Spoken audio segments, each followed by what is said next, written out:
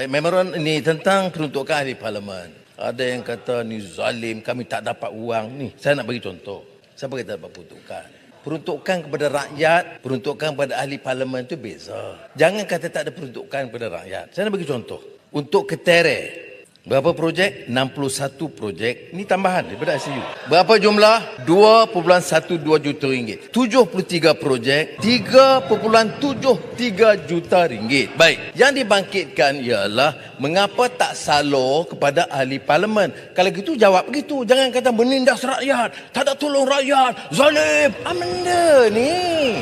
Kalau kata tidak ada peruntukan kepada wakil rakyat, yang macam dibangkitkan, saya tak ada nak pergi tolong orang mati, tak ada duit. Saya nak bagi ingatan.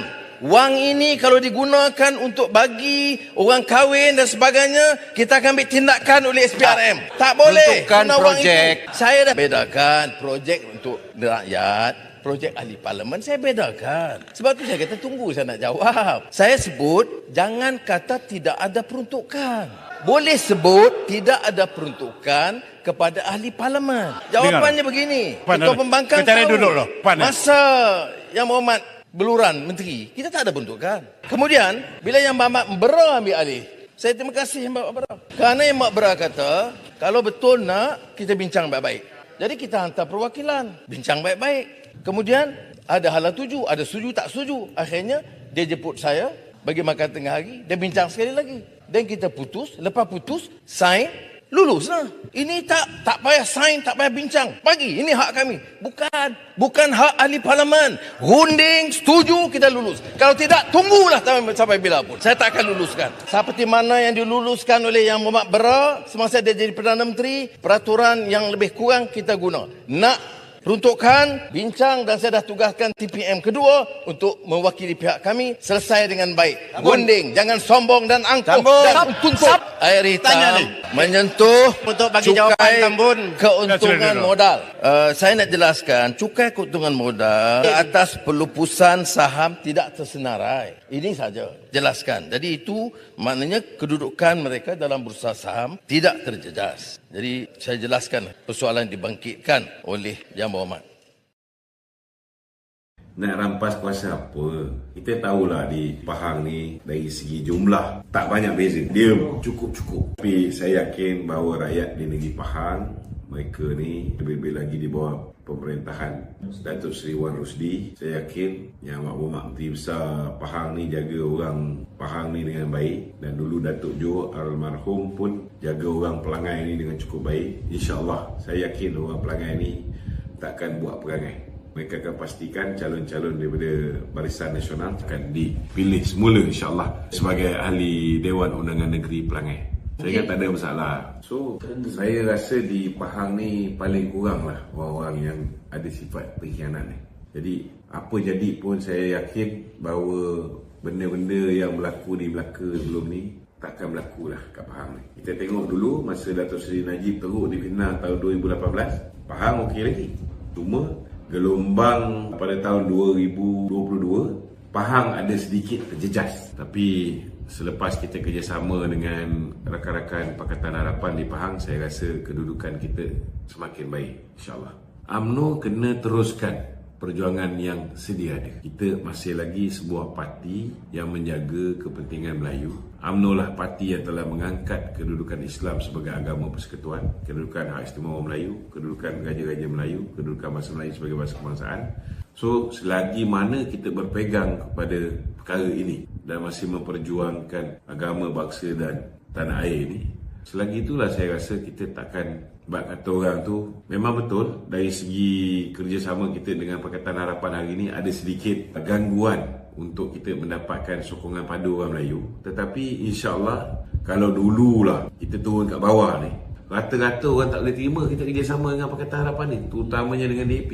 Tetapi sekarang ni semakin hari semakin baik. So moving towards PRU 16, saya nampak keputusan pilihan raya, jumlah undi orang Melayu yang kita akan perolehi, insyaAllah dia akan semakin hari semakin baik.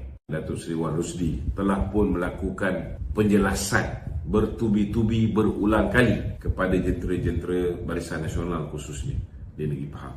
So, saya yakinlah bahawa ianya akhirnya akan membuahkan keyakinan pada orang Melayu bahawa kerajaan ini insya-Allah kepentingan Melayu, kepentingan Islam, kepentingan raja-raja Melayu, kepentingan bahasa Melayu tidak akan tergadai di bawah kerajaan ini. Saya dah sebut beberapa Muar dah kes, putih dah muar. termasuk Ali Muhammad yang sebelah sana, yang kawan yang Muhammad sekarang, pun ada prima facie cases tapi dibuang. DNAA. Kemudian ada kes saja tadi saya Siti Aisyah, ada kes sebab sakit. Keputusannya Peguam Negara, discretion dia. Tapi mengapa buat tuduhan melulu dan kurang sopan, menyerang Perdana Menteri dan menganggap saya campur tangan? Apa bukti saya campur tangan? Peguam Negara itu, Peguam Negara dipilih oleh Ketua Yang Berhormat. Dan saya tidak tukar Peguam Negara itu. Lepas itu dituduh, saya bukan bincang, saya tanya. Apakah alasan kuat untuk berikan DNAA? Kemudian SPRM buat keputusan, mengatakan siasatan diteruskan dan kalau ada bukti tambahan, akan teruskan perdakwaan. Jadi saya diminta sekarang seolah-olah mesti arah Peguam Negara. Kalau saya arah dakwa TPM 1, saya jadi hero. Tapi saya tidak boleh langgar 1453. Ya, saya tahu tak puas hati. Ramai yang tak puas hati. Ramai kawan-kawan saya tak puas hati.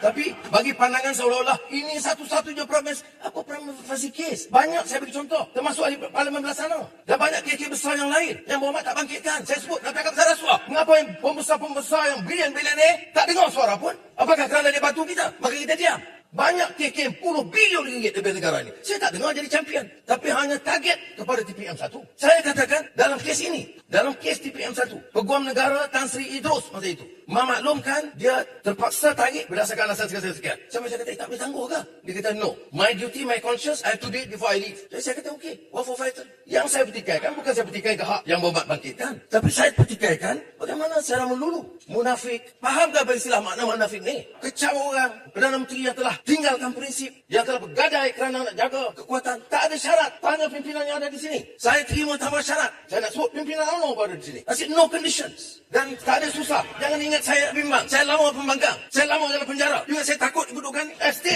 Ego. Jadi saya tidak pertikai hak yang Berhormat tanya. Tapi jangan hukum. Jangan jadi hakim. Dari pendakwa jadi hakim. Dia pergi siasat. Terus hukum orang. Tak boleh. Saya nak bagi tahu dan nasihat. Jangan hukum. Saya tahu ramai yang tak puas hati. Betul. Itu hak mereka. Tanya Peguam Negara. Bukan bagi alasan. Saya simpati juga kerana Peguam Negara sekarang. Dan terpaksa bagi penjelasan. Keputusan itu dibuat oleh mantan Peguam Negara yang dilantik oleh Paguh. Dan dia bagi alasan yang bagi dia kuat. Saya dengar. Kalau saya mula bagi penjelasan, jadi masalah saya sudah pilot. Di Singapura, bila ditanya, saya jawab. Tapi saya dinasihatkan, jangan tambah. Just keep it to 1453. Explain 11 points tu. Seolah-olah you terlibat. Sebab tu saya tak boleh jawab. Selain mengatakan, ini dibicara 1453 oleh Peguam Negara. Saya cakap tadi, kalau buka di TikTok, kalau buka di Facebook, di Twitter, yang banyak di sana adalah suara-suara mereka yang melawan ataupun mengeji, menghina, menekan Datuk Seri Zahid. Sekiranya kita UMNO ni kuat dengan kesatuannya, perpaduannya, saya yakin dan percaya di sosial media hari ini bertebaran mereka yang bercakap soal fakta-fakta ini, mereka yang membawa cerita-cerita baik. Tak bolehkah kita bercerita soal apa yang telah dilakukan, kebaikan-kebaikan yang telah dilakukan oleh Datuk Seri Zahid? Tak cukupkah dengan apa saja yang ada yang telah dibuat sepanjang 9 bulan ni? Saya cerita macam mana effort dia, usaha dia untuk memperkasakan TVET negara. Ya, kita sampai ada dasar TVET kebangsaan dibuat untuk membantu orang-orang muda kita yang ketinggalan dalam pendidikan untuk mendapat pekerjaan yang lebih bermaruah dan berkualiti. Kenapa tak dibincangkan? Kenapa tak bercakap soal inisiatif bagaimana Datuk Zahid hari ini nak mengangkat institusi tahfiz, nak mengangkat agama kita ke tahap yang tak pernah dilakukan sebelum ini. Apa yang dia buat? Dia nak wujudkan lebih banyak MRSM Ulul Albab. Dia nak memastikan kesemua MRSM akan menjadi MRSM tahfiz. Dia nak pastikan TVET juga akan ada TVET tahfiz. Dia nak pastikan juga kemas diperkasakan supaya anak-anak kemas selepas ini, mereka-mereka anak-anak kecil yang belajar di tadika kemas, juga dilengkapi dengan ilmu pengetahuan agama. Boleh hafal mukadam, boleh membaca Yasin dengan lancar, bersolat duha setiap hari. Ini yang nak dibuat. Tetapi tak ada juga orang UMNO yang bercakap. Kalau nak kata tak ada ilmu, takkanlah ini pun tak ada tu. Jadi isunya sekarang ini soal kesatuan dalam parti. Ya, tidak ada mana-mana pemimpin mahupun akar umbi yang di bawah meletakkan kepercayaan mereka. Ya, bukan soal mereka percaya ataupun tidak. Tetapi perlu meletakkan kepercayaan mereka terhadap institusi presiden. Dia bukan soal percaya kepada Zahid. Ada yang kata, tak apa, senang. Zahid berundur. Bagi orang lain naik. Bagi orang lain naik siapa? Tok Mat naik. Bila Tok Mat naik esok, akan dibawa cerita-cerita dan persepsi buruk pasal Tok Mat. Lepas tu naik siapa? Okeylah, kita kata, kita do lah whatever it takes, kembalikan KJ ke dalam sistem. Ya, masuk KJ jadi Presiden UMNO. Contoh dalam ideal senario. Tapi kalau itulah yang berlaku pun, saya yakin dan percaya KJ juga akan dihentam. Apa Datuk ingat kalau KJ jadi Presiden UMNO, maka satu Malaysia akan menyokong UMNO? Tak. Apa? Tan Sri Muhyiddin Yassin akan menyokong UMNO? Apa? Wan Mat Faisal akan menyokong UMNO? Tidak. Sebab peranan mereka adalah membunuh karakter utama parti supaya parti itu dilihat teruk. Jadi sesiapa saja yang berada dalam tampuk kepimpinan presiden akan terus diserang. Jadi peranan kita sebagai ahli dan pemimpin di bawah untuk meletakkan kepercayaan kita terhadap institusi presiden.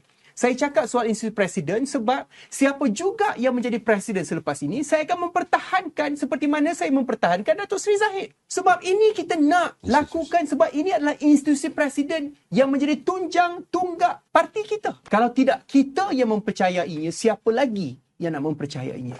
Sebab itu saya minta lah, ya, pemimpin-pemimpin yang ada di luar sana, minta maaf lah kalau ada yang terasa malam ini. Tetapi saya rasa sudah sampai masanya untuk saya bersuara